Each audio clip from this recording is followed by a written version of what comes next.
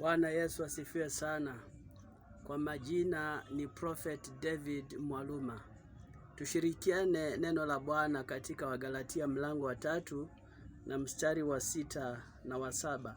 Neno la Mungu linasema ya kwamba fahamuni basi ya kuwa wale walio na imani hao ndio wana wa Ibrahimu. Basi hao walio na imani watabarikiwa pamoja na Ibrahimu aliyekuwa mwenye imani. Wapendwa, wewe unayeniangalia na kunitazama, nataka ujue kwamba mapenzi ya Bwana katika maisha yako ni ubarikiwe. Mapenzi ya Mungu katika maisha yako ni ufanikiwe. Mapenzi ya Mungu katika maisha yako uwe na afya njema. Mapenzi ya Mungu katika maisha yako upate maisha ya amani na ya uzima wa milele.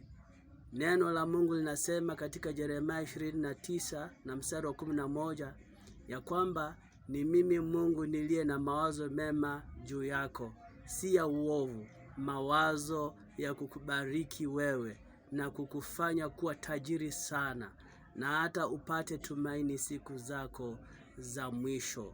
Bwana ana mawazo mema kwa ajili yako. Kitu unahitajika kufanya, uwe na imani kwake, na utabarikiwa pamoja na Abrahamu aliyekuwa na imani. Imani ni ya muhimu sana mpendwa. Hata katika magonjwa ulio nayo, muamini Mungu, yeye ndiye mponyaji. Madaktari watatibu, lakini Mungu ndiye mponyaji wetu.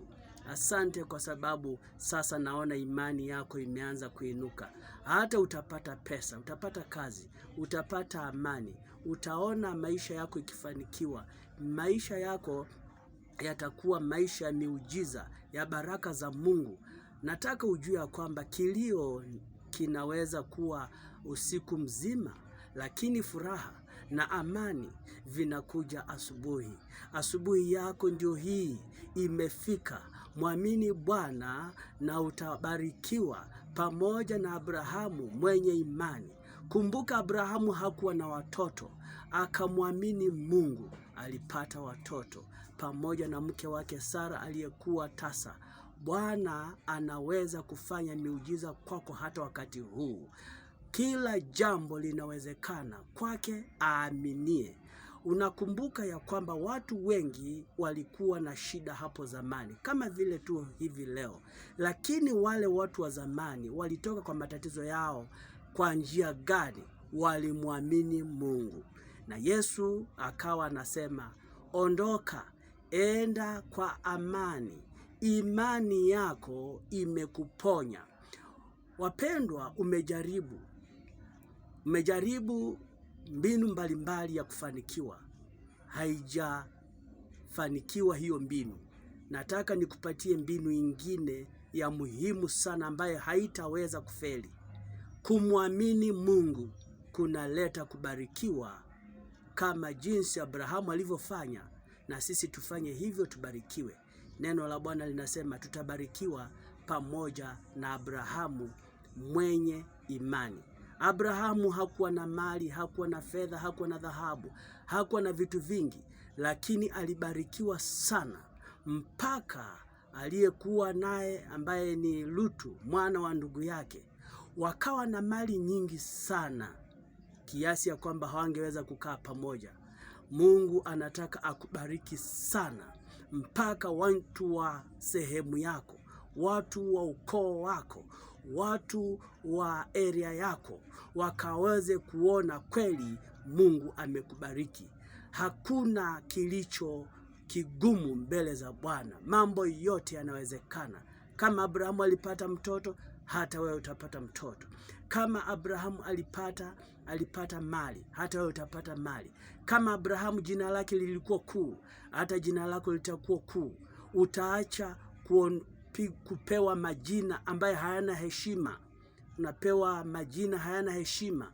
Mtu maskini, mgonjwa, unaitwa mgonjwa, unaitwa maskini, unaitwa mchawi, unaitwa mnyonge, unaitwa mtu bure. Unapewa majina ya kukuvunja moyo. Leo Bwana anataka kupatie jina kuu, jina linaloambatana na jina lake, maana hakuna jina lililo kuu kuliko jina la Kristo. Na ukishikana na jina la Kristo, hata jina lako litakuwa kuu, hata familia yako itakuwa kuu, hata familia yako itabarikiwa, na utaona utajiri na ufanisi wa Mungu katika maisha yako. Siri ni kumwamini Mungu, na utabarikiwa pamoja na Abrahamu mwenye imani.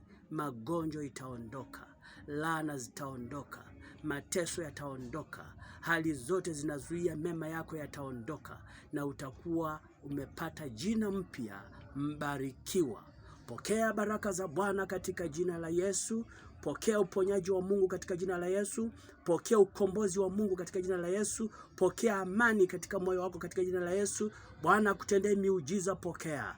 Bwana akuletee ushindi, pokea. Bwana akupatie amani moyoni mwako, afya njema, pokea. Magonjwa ya kila aina iondoke kwako na ikemea kwa jina la Yesu. Upate uponyaji na baraka, upate pesa, upate mali, upate utajiri, na yale yote yamekufanya uwe na uchungu mwingi moyoni mwako iondoke sasa. Upate amani na upate baraka, na kutabiria mema mwaka huu, uone ushindi wa Mungu. Pokea baraka za Bwana katika jina la Yesu Kristo tumeomba na kuamini. Amen.